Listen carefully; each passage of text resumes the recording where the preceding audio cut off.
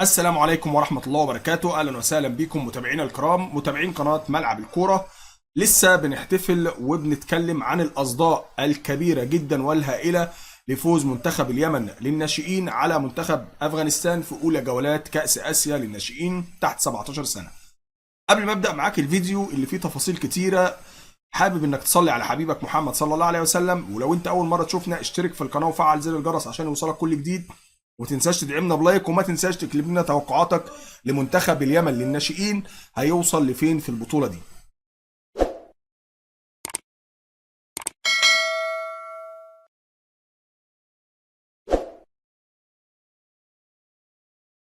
طبعا الجوله الاولى انتهت بفوز المنتخب اليمني زي ما هو واضح على قدامكم الشاشه، 2-0 لمنتخب اليمن على افغانستان للناشئين في اولى جولات المجموعه الثالثه التي تضم كل من اليمن، افغانستان، وكوريا الجنوبيه واندونيسيا. اندونيسيا فازت على منتخب كوريا الجنوبيه 1-0، اليمن 2-0 على افغانستان. تصدر المنتخب اليمني لمجموعته بفارق الاهداف عن منتخب اندونيسيا. طبعا لسه الطريق طويل، لسه عندك جولتين عشان تقدر تصعد لدور ربع النهائي كأول أو ثاني هذه المجموعة، ونطمح طبعا في الصعود كأول لهذه المجموعة عشان المعنويات المرتفعة. وأتمنى أن الفوز اللي حصل امبارح ما ينسيناش ان احنا لسه في بداية الطريق وبداية المشوار المهم جدا، اولا للوصول لكأس العالم بعد صعود من دور المجموعات مباشرة سواء مركز اول او تاني، ثم بعد ذلك الاستكمال في البطولة ان شاء الله تعالى والوصول لابعد نقطة وهي النهائي ان شاء الله تعالى. طبعا احتفال كبير جدا جدا واحتفاء كبير جدا جدا بصفحة الاتحاد او صفحة كأس اسيا، الصفحة الرسمية. يعني احتفال بهدف اللاعب محمد نعمان او محمد الراوي، الهدف الاول اللي فتح المباراة، ثم بعد ذلك الهدف الذي جاء عن طريق ركلة الجزاء التي تحصل عليها كريم حمدي. وكريم حمدي حابب اتكلم عن اللاعب ده، اللاعب ده جوهرة في منتخب اليمن للناشئين، لاعب مميز جدا جدا، ولكن يعني ما وفقوش الحظ، ما توفقش معاه امبارح انه يسجل هدف، ولكن كان السبب في كثير من الهجمات، وكان السبب في ركلة الجزاء اللي يعني شاطها الكابتن محمد وهيب وسجل منها الهدف الثاني لمنتخب اليمن اللي تقريبا قفل المباراة بالمعنى الحرفي للكلمة. كمان عندنا احتفالات اللاعبين هعرضها لحضراتكم دلوقتي حالا. الناحية دي مكان AFC، هحط لكم الفيديو بسيط كده تتفرجوا وتشوفوا احتفالات لاعيبة المنتخب اليمني زي ما هي ظاهرة قدامكم كده على الشاشة. يعني فرحة، شيء طبيعي وشيء مسموح وشيء مشروع، ولكن أتمنى الكابتن سامر فضل يكون عنده يعني تعليمات للاعيبه دي ان الفرحه ما تنسيناش ان احنا لسه في بدايه الطريق. انت يا دوب حطيت رجلك على اول الطريق، عندك مباراه مهمه جدا مع اندونيسيا لازم تتخطاها باذن الله تعالى. بعد كده عندك مباراه مع كوريا الجنوبيه، انت يعتبر يعني افغانستان من اضعف الفرق الموجوده في المجموعه، كوريا الجنوبيه مش يعني قدام اندونيسيا ما قدمتش المطلوب. اتمنى تكون بنفس المستوى قدام منتخب اليمن ونقدر نسجل فيهم هدف واثنين. لكن عندك المعضله وعنق الزجاجه هي مباراه اندونيسيا، لان انا شايفه ان هو اقوى منتخب معاك في هذه المجموعه. ثم بعد كده تهنئه الوزير البكري للمنتخب الناشئين بتحقيق الفوز الاول في نهائيات كأس آسيا للناشئين. أقرأ لك الخبر: هنأ معالي وزير الشباب والرياضة نايف البكري بعثة منتخبنا الوطني للناشئين لكرة القدم عقب الفوز اليوم الجمعة على منتخب أفغانستان بهدفين دون رد في أولى مباريات منتخبنا في نهائيات كأس آسيا التي تستضيفها المملكة العربية السعودية. جاء ذلك في المكالمة الهاتفية التي أجراها معالي الوزير البكري مع رئيس بعثة المنتخب راجح القدمي، وأشاد فيها بالروح القتالية والمستوى الرائع الذي قدمه المنتخب في بداية مشوار التأهل إلى كأس العالم للناشئين. وطالب الوزير البكري اللاعبين بذل المزيد من الجهد في المباراتين المقبلة من أجل مواصلة مشوار التأهل للأدوار القادمة في النهائيات وضمان التأهل للمونديال، واعدا إياهم بالتكريم اللائق في حال التأهل إلى كأس العالم. طبعا يعني دي نقطة مهمة جدا لازم نتكلم فيها ونقف عندها، وهي المعنويات. انت هنا بتدعم، اي نعم فرحان وبتحتفل، ولكن واجب انك تدعم الشباب دول. يعني الاشبال اللي طالعة دي لازم توعدهم بتكريم زي كده عشان يكون حافز معنوي.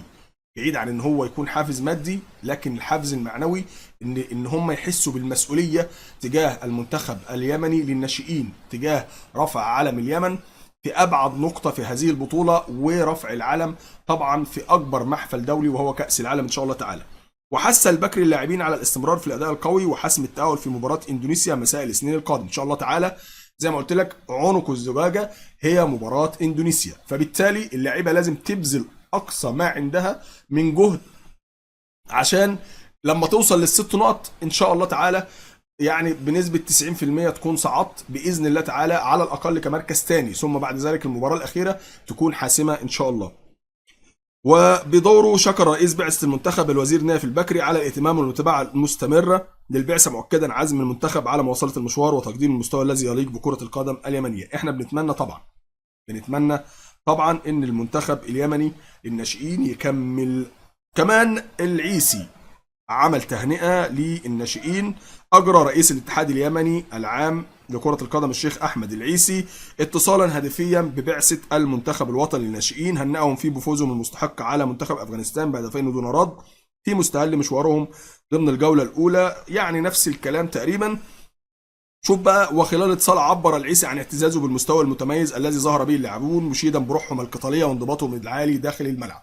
حته الانضباط دي انا اتكلمت فيها في وسط المباراه لما كان عصام السقاف هيخرج عن النص، وقلت ان انت ما تحطش نفسك تحت ضرس الحكم انه يديك انذار او يديك طرد زي ما عمل اللاعب، والله انا نسيت اسمه، اللاعب اللي هو اتطرد في مباراه ايران، ويعني كلفنا خساره كتيره في منتخب الشباب. كانت مباراه الامل خسرت فيها 6 بعد التراجع الرهيب بعد الطرد طبعا في مباراه الشباب او كاس اسيا للشباب اللي فات. كما وجه باعتماد مكافآت مالية بحسب اللائحة تقديرا لما قدمه اللاعبين من جهد وعطاء وتحفيز لهم لتقديم الأفضل في اللقاءات القادمة.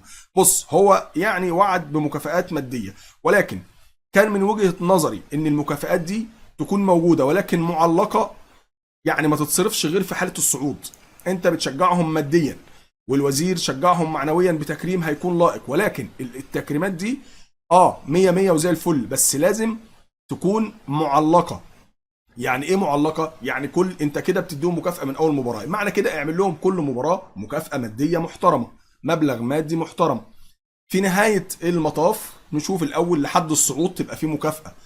يعني لو وصلنا لاول مباراه، تاني مباراه، تالت مباراه باداء مميز وصعدنا، كده المكافاه تتصرف. كملنا في ربع النهائي، نكمل معاكم دعم مادي، دعم معنوي، تقدير وتكريم وكل حاجه. ثم بعد ذلك وصلتوا للنهائي، دي هتكون ليها احتفال تاني وهتكون ليها مكافآت تانية وهتكون ليها تكريم تاني خالص. خدتوا البطولة، يا سلام يا سلام. تمام. ثم بعد كده اللاعبين أعربوا وأعضاء الجهازين الفني والإداري عن شكرهم وتقديرهم لرئيس الاتحاد والبكري أو الوزير البكري، مؤكدين عزمهم على مواصلة مشوار التألق ورفع علم اليمن في سماء المنافسات الآسيوية. إن شاء الله تعالى نتمنى المنتخب اليمني للناشئين هو الامل الوحيد. ادينا شفنا المنتخب الكبير يعني بدا يخطو خطوه حلوه في بطوله خليج 26.